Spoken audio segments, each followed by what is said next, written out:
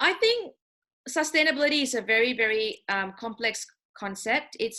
I think sustainability is made up of a few different elements which can then be merged together. But to me, sustainability is essentially the sustenance of the self first. That's what it is. It's actually to sustain the human form or humanity in a way that is ready to create maximum good for yourself and then for your fellow beings. And from that newfound knowledge, I think it's really important that you can able to create a life that not only you want, but also for the life of the other. So sustenance of humanity is basically sustenance of the ecosystem, of yourself first, and then of the planet, of the animals, of the people. That's what sustainability means to me. It's not just about, physical goods like clothing or, textiles or anything like that, but it's about self-preservation.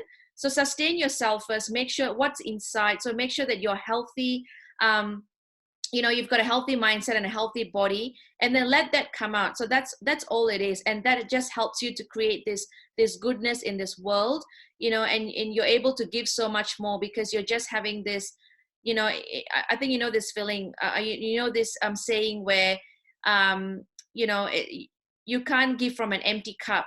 So I truly believe in that. So it's about filling yourself first with self-goodness and sustaining your mindset, and then try to bring that out and see how you can create maximum impact and goodness into this world. That's sort of my take on sustainability.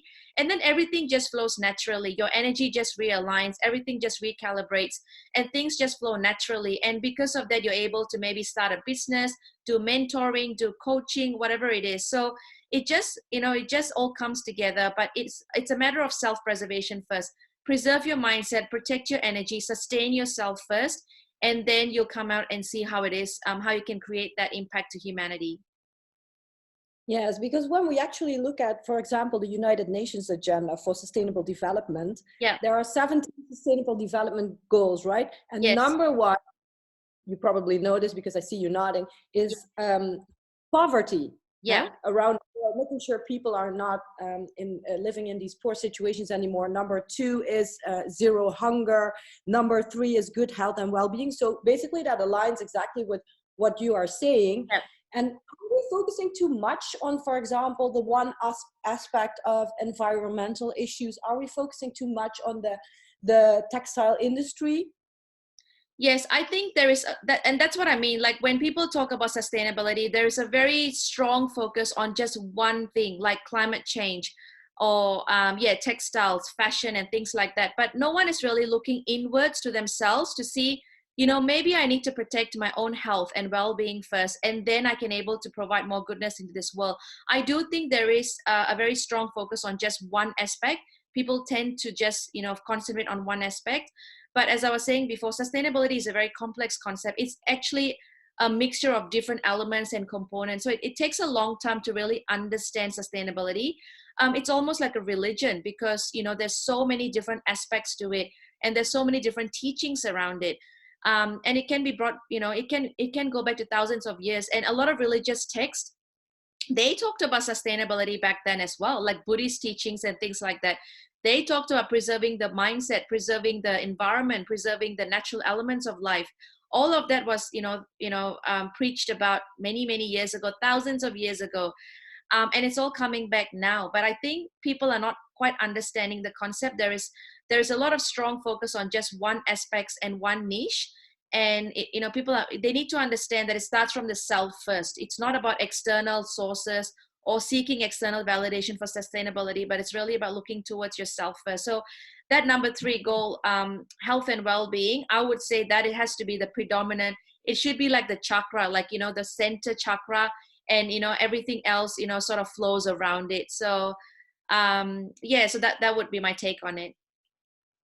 Yes, I think you say something that is very valid, but also a huge challenge in this day and age, because basically what we are talking about is in this very fast-paced world, one of the most difficult tasks I feel for people is reconnecting with ourselves.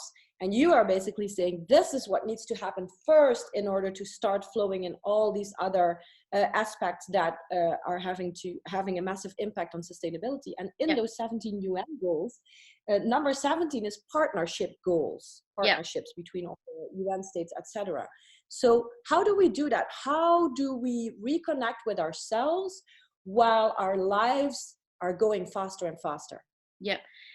The first thing is to acknowledge that we live in a distraction economy. So there are so many distractions, and these distractions cost money. That's why it's called distraction economy. So, you know, we go to the movies, we have entertainment, we have video games. We've got so many distractions, you know, different kinds of books and all that. All of that is fine. You know, distractions are good because, you know, they sometimes take your you know, mind away from a lot of stress and anxiety and things like that, which is good. But overdoing them obviously is not good. So there needs to be some kind of balance and moderation. So first of all, acknowledge that you are part of this distraction economy. But secondly, you have to get out of it and you have to reconnect with yourself. And you need to understand at some point that health is the optimal issue. Health is your number one priority. You need to have good health, you know, in order to create good wealth. So if you're not in the best mindset, if you're not in the best body condition, it's going to be hard for you to actually go out there and do your good work. So people need to understand that they absolutely need to reconnect back with themselves. They need to reconnect back with their mindset, have a clear vision of where they are going, and what they're doing before they can actually reconnect with others. And that's what I mean by in terms of partnership. So once you are in the best frame of mind, so you're confident, you're assertive, you know, you've got a vision and understanding of where you want to go, you can just step out of your comfort zone and start reaching out to people, start reaching out to, you know, companies, you know, start collaborating with them, start elevating your position, and start just, you know, doing your personal branding. Because, you know, people think, oh, I need to keep my business and my personal branding separate, but I'm of a different view, because I think your business is an extension of yourself. So if you've got a business, it's a reflection of you. It's not something else. It's not a different persona. It's your values and your ethos are embedded into the business. So it's a reflection of yourself, an extension of yourself. So start elevating your personal branding. Start showing people, you know, what you are doing on a conscious and a mindful level. So it has to start from you first. You feel good about yourself, and then you can start reaching out to others and start doing partnerships and collaborations. And I would say Instagram is an amazing platform for that, because I found a lot of success through Instagram. And, you know, the problem with people is that they look at Instagram as just a visual, you know, a square, and they think, oh, yep, you know, I'll just give her a like, I'll just comment here and there. You know, people are very engaged with the follow for follow and like for like strategy, which is not going to give you any traction.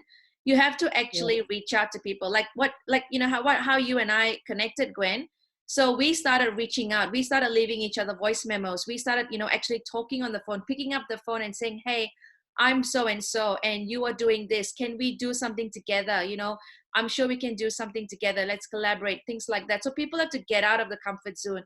And I find that a lot of young people, maybe older people like me, I don't know, I'm really, you know, I'm a visual person. I just want to be able to pick up the phone and talk to people and see their beautiful faces. But a lot of young people are finding this is a challenge. They're afraid, they're deathly afraid to pick up the phone. They just do mass messages and texting, which is not going to give you the, you know, the outcome that you're looking for. So I think it's all about stepping out of your comfort zone, really. So how do we then gap the age bridge if we're talking about the youth? Because as you've explained, you, for example, when you were younger, you were struggling with other things, so you had other priorities. When you became a mom, you say, your mindset changed in a way. The same kind of thing happened for me. But how do we reach out then to those 16 and 18-year-olds that are very occupied with other things at the moment? Well, I'm not sure if this is possible, but there needs to be a lot of education in their, you know, in their curriculum. So there needs to be a lot of, you know, their curriculum has to change. It's not just about, you know, science, math, and things like that. There needs to be some kind of a social element, some kind of you know, a community element to their curriculum. So they need to be taught that, you know, this is they need to be told the impact that they can create, because they are young. They are the leaders of the world, they are the future generation leaders of the world. So they need to understand that, you know, they are actually holding maximum impact, massive impact in their hands and their hearts, and that they, you know, they're just able to get out there and do things. So it has to start from the education institutions. Possibly at work, when they start working, there needs to be some kind of education in that aspect as well. You know, some kind of a you know you know, groups, like groups, they can join groups, and, you know, just parents play a huge part as well. So parents need to start explaining to their teens, you really have to get out there and, not be on your devices, but get out there and start doing things and understand the cultures of the world and understand what's going on around the world and things like that. I'm not saying that all teenagers are like this, because I've seen some phenomenal work that teenagers have done, like, Greta Yes. Thunberg, Yes. and yeah, so she's doing amazing work. So there are so many teenagers out there doing absolutely phenomenal work. They're just getting out there and doing their thing, no holds barred. They're holding politicians accountable, holding educational institutions accountable. They're doing a phenomenal work. So they've got more role models like this. So I follow this saying, you can't be what you can't see. So when you have role models, emulating and amplifying the work that you really want to do, you want to be following in their footsteps as well. So when you've got all these amazing teenagers, one can only hope that other teenagers will follow suit, and they will try to put themselves out there and really try to understand the maximum impact that they can create. Do you think that we are doing things, and by we I mean all people, that we are doing things fast enough? Because you're talking about these great role models, which they certainly are, but I personally, I don't know how you feel it, but I personally feel like we're really running out of time. So things need to speed up fast, and as we all know, politics are a slow process, and a lot of things are very slow processes. So how do we speed things up? By just taking intentional action every day. So it doesn't have to be massive action. Just take consistent small actions every day. And that's a bit of a catch-22 situation, because when you think to yourself that you're running out of time, you start becoming a little bit more irrational, and you start thinking, oh my God, I'm out of time. I got to get things done as quickly as possible. And then you don't become intentional. You don't become directional. You panic, and you become a little bit more, a bit more anxious about things. So I think we need to strike a healthy balance there. Don't tell yourself that you're running out of time, but you have to take consistent daily action every day. Whatever it could be something really mindful, something really simple, like, taking time out every day for 5 minutes just to reassess the way that your day is going to be run. Maybe take time for journaling. Journaling has really helped me. I start a morning routine to actually journal. It takes me just 5 minutes, just explain what I'm going to be doing for that day, any celebratory wins that I had, for the day before. What is it? What's my first positive thought? What's my first negative thought? How am I going to get rid of my first negative thought? What can I do? This kind of journaling has really, really helped me stay grounded and set the tone for the day. So that's an intentional act. So that's what I would say, instead of telling yourself I'm running out of time, take consistent daily actions, and just be very intentional about where you're going and what you're doing. Yes. Final question. I know that there are a lot of people who are very intentional about what they do, what they buy, how they approach other people, other businesses. But I feel there are a lot of people who are always driven by price. Yeah. And it's something that is like in our brain, or in many people's brain, that price will always exceed any other important factors. Yeah. When I discuss this with people around me, I will always see there are people who are saying, well, I don't judge simply by the price. And I see people who say, I really think about things, but price matters the most. And this goes for people with all kinds of backgrounds. It's not just, you can't put them. So how do we change that? Because that is something in our mindset that's been in our mindset programmed through our economical systems for so long. Yep. And if we take the same time to change that programming in our brain, we're going to be years down the road. So how do we change that? Well, that's actually very an interesting question as well, because price is one of my critical strategies. Pricing is one of my critical strategies in my business, and I take it very, very seriously. Now, I think the misconception here is sustainable equal to exorbitant pricing. That is a misconception that we have to change. And I do not support businesses that can't justify the pricing as well. If you have a price tag on your sustainable product, you need to be absolutely able to justify it. So, companies like Everlane, I'm not sure whether you've heard of them. They have a very, so they basically create denim jeans and t-shirts. And they have a very, very transparent supply chain, and they actually explain how they get their pricing in the end. So it's very, very transparent, and they basically tell you this is how much it's going to cost to manufacture the t-shirts, this is how much it's costing to manufacture the jeans, the denim, this is how much we pay our manufacturers, and this is how much we're charging you guys, and you can see the profit margin there. That's, I mean, look, not many businesses are going to be that forthright and that transparent, but my philosophy is whatever price tag you attach to your product, you have to be able to justify that price tag. And I have come across many businesses that are not able to justify the price tag. They have huge profit margins and they just can't justify it. They just tell you, oh, it's sustainable. Yes, but what kind of fabrics are you using? What's your supply chain like? Is it ethical, etc.? They can't actually explain that. So my thinking is there's a bit of education around here as well. So when consumers are looking at sustainable shopping and sustainable products, research on the company. The company must be able to justify its pricing. Try to find out who their supply chain is. Try to find out how they're going about their manufacturing process.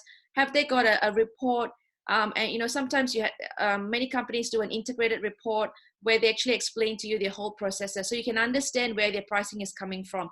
So I would say the consumers have to be very educated, and it's not wrong for consumers to think that sustainability equals to expensive, because that's sort of the hype and that's sort of the agenda the media has driven and other businesses have driven as well. We got to change that. And so that starts from researching, asking questions. Never stop asking questions. If you find a sustainable business on Instagram or online and you're not quite sure about their pricing, ask them. And if they're not willing to answer you, then that's your cue right there to actually move on and engage with another business that's a lot more transparent and a lot more engaging. So so a lot of businesses are not going to be responsive to you because they'd be like, oh yeah, she's asking this question, I don't have to respond back to her. But that's your cue right there, because you want companies to be held accountable for the way they do their pricing strategies. You don't want them to be ripping off customers. You don't want them to be ripping off their artisans and their manufacturers. You want everything to be done in a very healthy and a sustainable manner. So ask questions. So educate yourself, ask questions, and do your research. Yes, and it would be perhaps a good idea if there would be more rules, because as a journalist, I've read many People, Planet, Profit reports, and I can totally understand that it's a huge amount of reading work for people, so that a consumer in general won't be going through all of these things. Yes. So all of these. Absolutely. So reading is not for everyone. But sometimes you can find summaries. Some of the companies actually do short summaries of their huge reports, but that's not always possible, especially if you're just a small business. You don't have resources and time to do that. But I would say social media, Facebook, Instagram has a lot of information on small businesses, on sustainable businesses. So it's just a matter of going through these businesses and really filtering them out and trying to understand their work behind their strategies and things like that.